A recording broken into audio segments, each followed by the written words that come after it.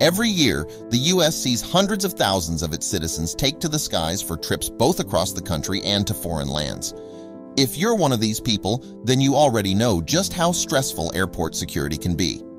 But before we start, smash the like button and make sure to subscribe if you haven't, and hit that notification bell so that you won't miss any new stories. The TSA is there for our safety, but sometimes their job makes simply travel a lot harder than it should be. A woman from Florida saw firsthand another passenger being asked to toss a parcel into the trash before boarding his flight. She wouldn't have it. Her sympathy and empathy is where this story starts and ends. Evelise Hernandez is a regular woman from Tampa, Florida, with an extraordinary heart. On this particular day, she went to the airport with her boyfriend, Rico Bankston, who kept her company as she patiently waited to get through security. Things were pretty normal at first, but a commotion at the front of the line was holding things up.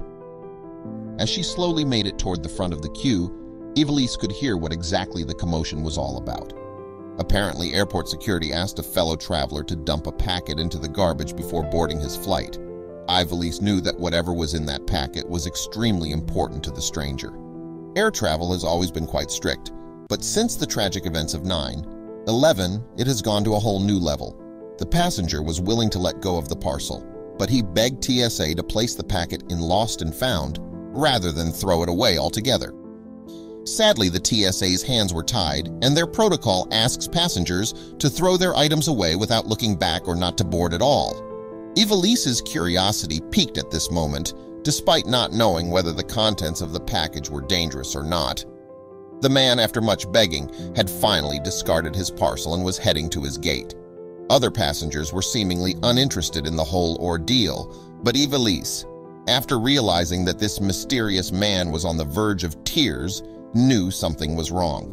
Alas, it was her turn to pass through security, but she made one final request to her boyfriend Rico before bidding him farewell.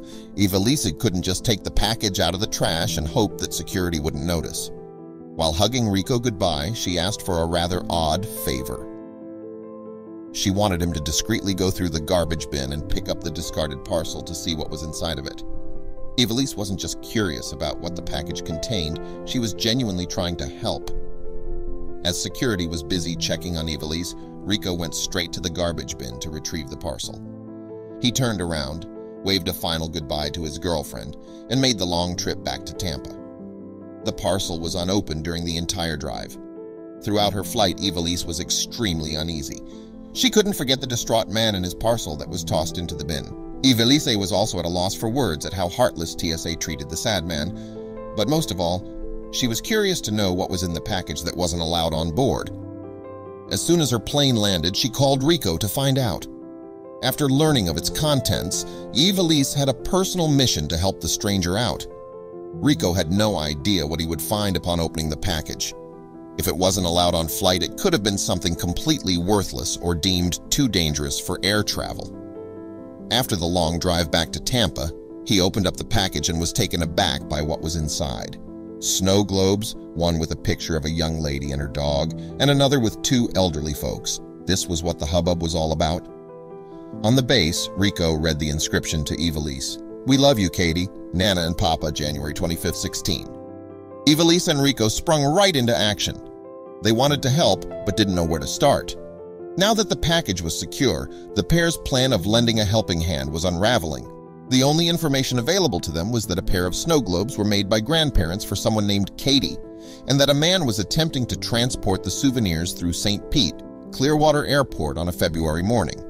Evelise did the only thing that came to mind, asking for the help of strangers online. The pair posted their story on Facebook, but not every story goes viral.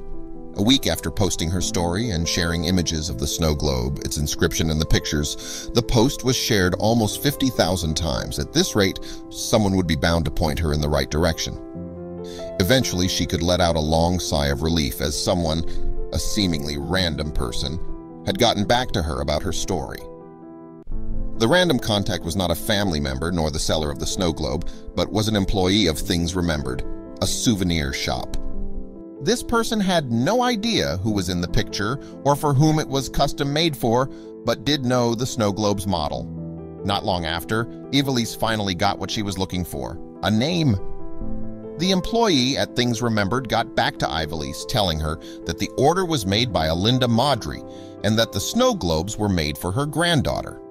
However, the man at the airport obviously wasn't Linda, so who could he be? Eventually, Ivelisse learned that the upset man was Katie's father, Michael, and was meant to take the snow globes home with him. With Ivelisse and Rico's determination, the helpfulness of a clerk from the Midwest, and headquarters from a souvenir shop in Ohio, plus the millions upon millions of people who saw Ivelisse's post, the owner of the snow globes was finally identified. But the story of her massive kind-heartedness doesn't end here. With the identify of the snow globe's owner, all that was left to do was for Ivelisse and Rico to find out where she lived. As luck would have it, Linda's home was literally just around the corner from theirs. They wanted to record Ivelisse and Linda's first ever meeting on camera. On that fateful day, Linda knocked gently on Ivelisse's door, where they met face to face. A tremendous smile was plastered on Ivelisse's face upon seeing who was at her door. The cameraman caught every second of it, from the first smile to the hug that these two women shared. After talking for a bit, Ivelisse learned just how special that snow globe actually was. Turns out the snow globes had quite a bit of history. Katie, Linda's granddaughter, was having a birthday soon, and these snow globes were what her grandparents were planning on giving to her. Linda thanked Ivelisse with all her heart for returning the specially made snow globes, but she wasn't the only one who wanted to extend their thanks. The inscription on the snow globe read, a date, January 25th, 16, which Ivelisse soon learned wasn't Katie's birthday. No, instead, this was the very special day that Michael and his wife had adopted her. It was the day Michael's family became whole. Linda and her husband had made the snow globe to let their adopted granddaughter know that blood is not important. It's the love that matters most. Ivelisse's story, one that has warmed the hearts of millions of close followers and readers across the country. Eventually, the story of the missing snow globe had simmered down. Life goes on, and Ivelisse has been extremely busy with her day-to-day.